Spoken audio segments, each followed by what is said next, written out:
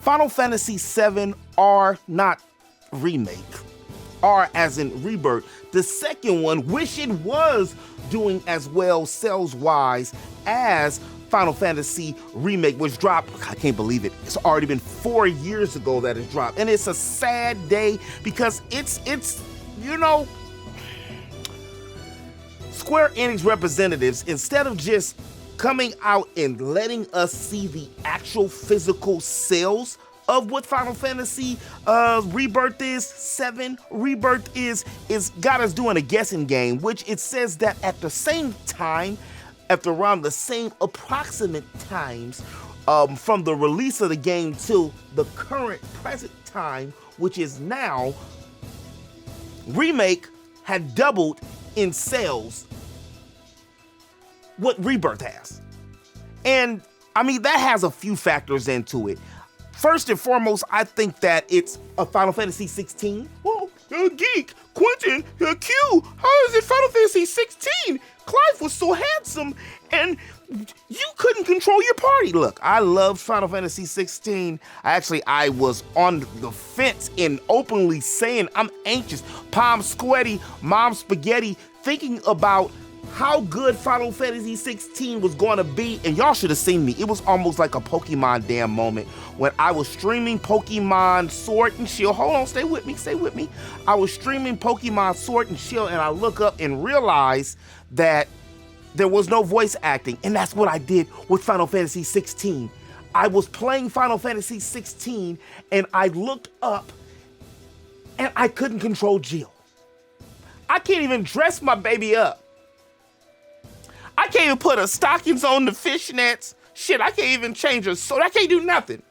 At least on Stranger Paradise, I was actually able to clothe Neon and Sophie. You know, my dude Ash, cousin Ash, man, I mean, you know, hit my dude up with, you know, one of them wife beaters and stuff. You know how I go. But anyway, my point is, he came equipped with a wife beater. I didn't have to add that. My point is, I really feel that it has divided and separated the original Final Fantasy fans from the old Final Fantasy fans. And that's, you know, Final Fantasy's been around for 30 years, and every 10 years it feels like it takes a new dramatic turn.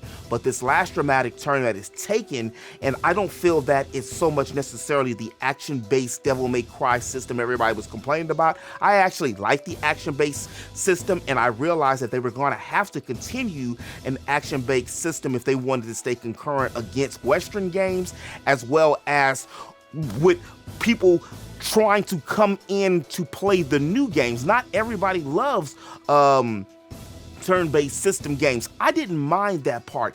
It was the little bitty things. You know, it's always the little bitty things that add up to the big things. For me, Final Fantasy 16 is still a great 8 out of 10 game. However, I felt it was more of a Attack on Titan mixed with a Game of Thrones. Like, them two had a baby, and then they had Final Fantasy assets, because even though we can talk all the boo-boo we want to talk about with the wide-eyed Moogles inside of Final Fantasy Rebirth, well, they had more of a role there too, and they actually had mini games. Final Fantasy 16 was more Western and European, which was successful, even more successful than Rebirth, but there again lies the problem, at least in my humble opinion. It had been almost 10 years, well, matter of fact, it's 10 years now since we first seen Final Fantasy VII, the remake, before they call it a remake. What was it, an E3 way back then in 2014, when they showed the scenes of Cloud walking through Midgard. He had the Buster Blade in tow, and it was just like, and everybody screaming, hollering, and we seen Aerith, and everybody, oh my God, we can't wait to see you die again. That's kind of sad, because while Aerith is great in this one, like, I always have it in my back of my head, baby, I know what happened to you. I know what happened, girl. It's always in the back of my head. That 97, she get, Sephiroth, that actually catapulted both Sephiroth and Aerith to the stature that they're at, which again goes in line to what I was saying. One of the reasons that I feel that Final Fantasy is not selling as well this time around because we were waiting and anticipating for the remake, and we finally got it. However, just like I was explaining with 16, that kind of separated the fan base of Final Fantasy a little bit because some people might have been looking for a remake, and they end up getting more of a Western type medieval setting game because yeah, that was the best explanation I could have said for it. And that's a hard thing to do, is to separate your mediums, your fan base, especially with the same type of games. For me, Final Fantasy has not been Final Fantasy since Hironobu stepped down or was forced to resign way back in the day. And the last real Final Fantasy was Final Fantasy X, in my opinion, which still, even over Rebirth, because Rebirth is cheating. And I said this before, and I'm gonna say it again. It's already a predetermined story with, and this is no spoilers, don't worry, y'all. This is already a pre-done story, and then somebody just coming in and adding a little extra stuff to it to make it go a certain type of way. Now, what the real big thing is going to be is with this next game, which I'm dubbing Revelations. You heard it here first. Well, actually, last video. You heard it here first. Final Fantasy 7 are still Revelations. I said Revelations.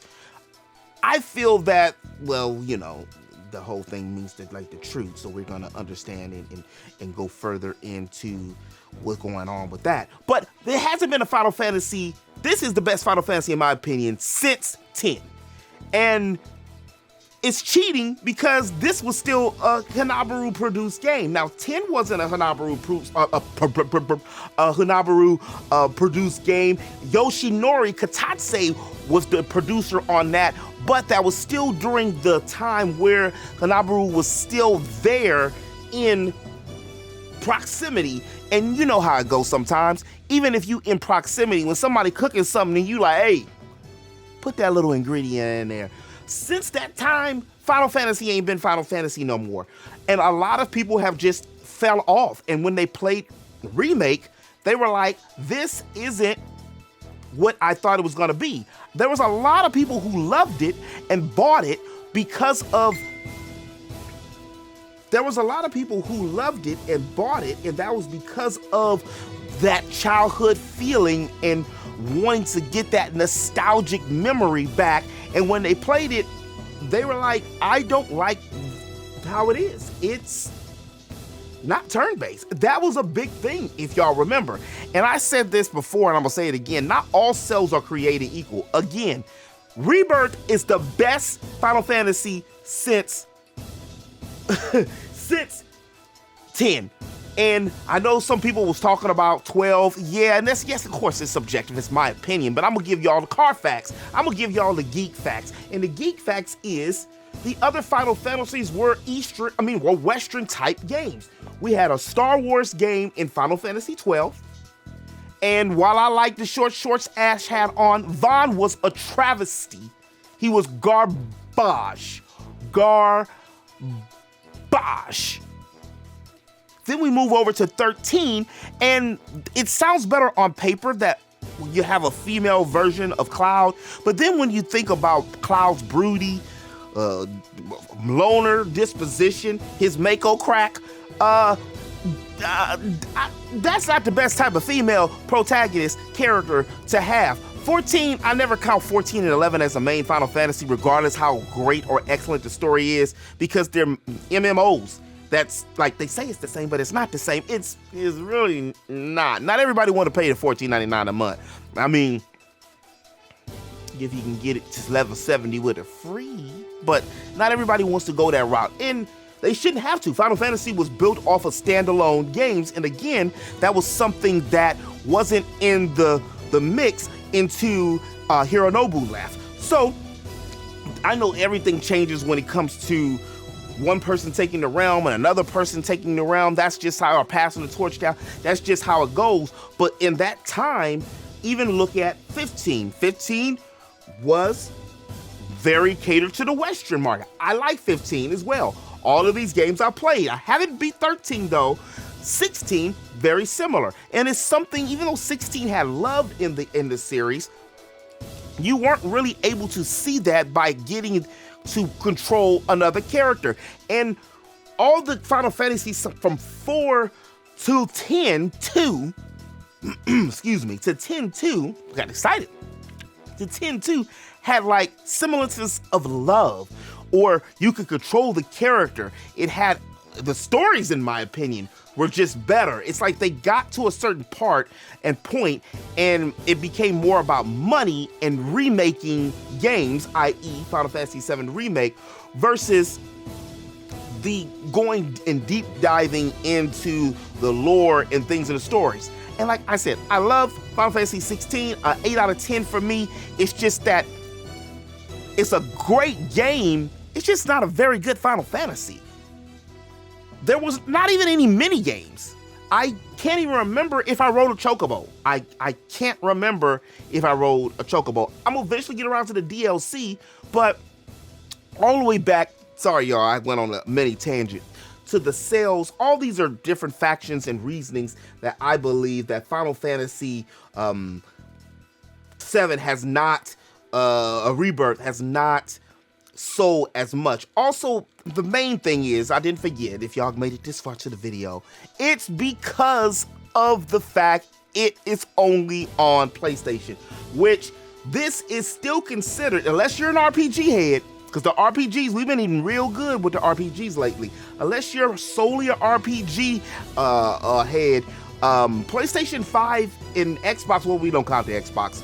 This hasn't been the bestest generation for bestest generation. It's not like Tommy off a Rugrat. The bestest generation for PlayStation.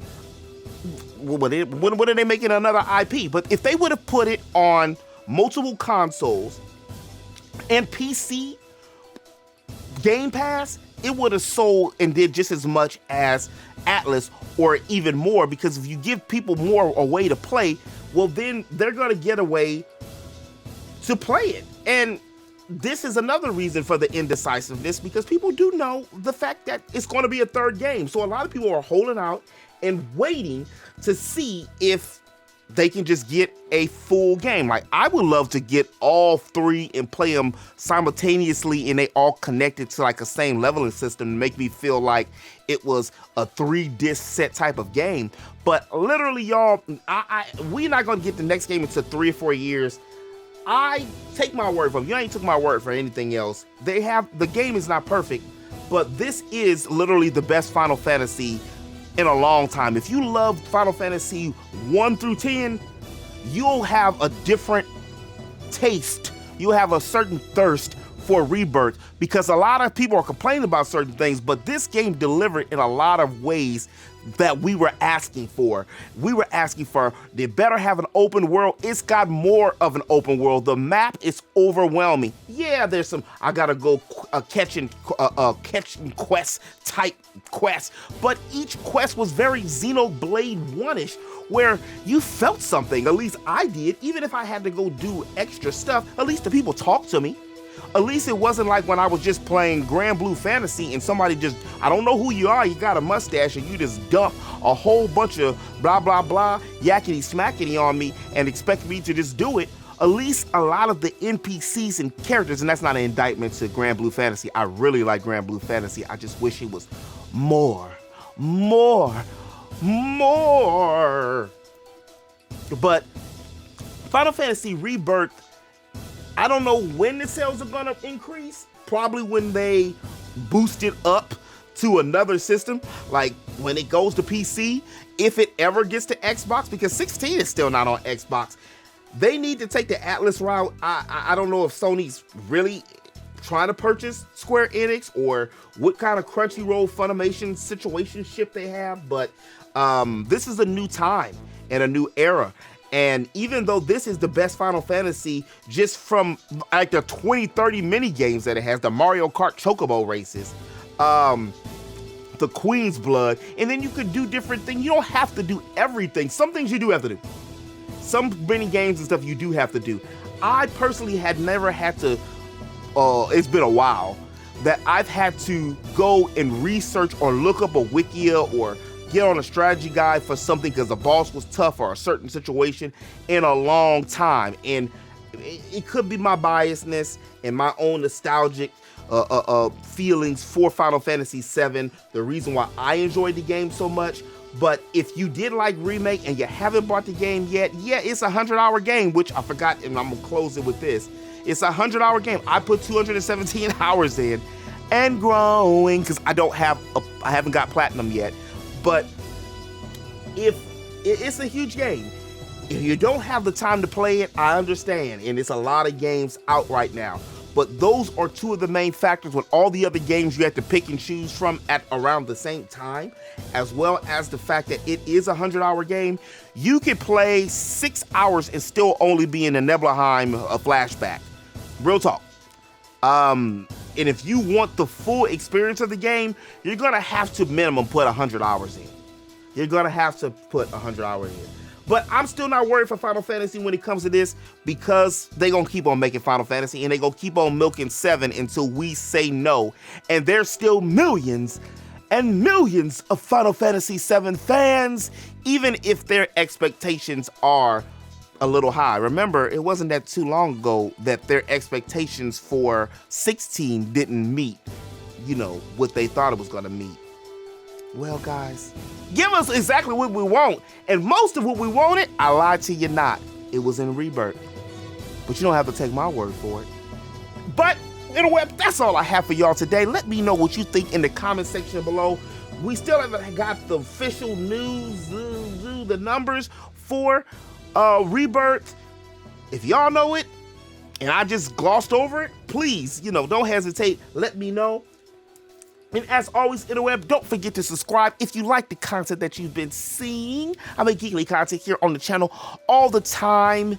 And as always, interweb, remember to eat, geek, sleep, repeat. I'll holler at you on the next one. Peace.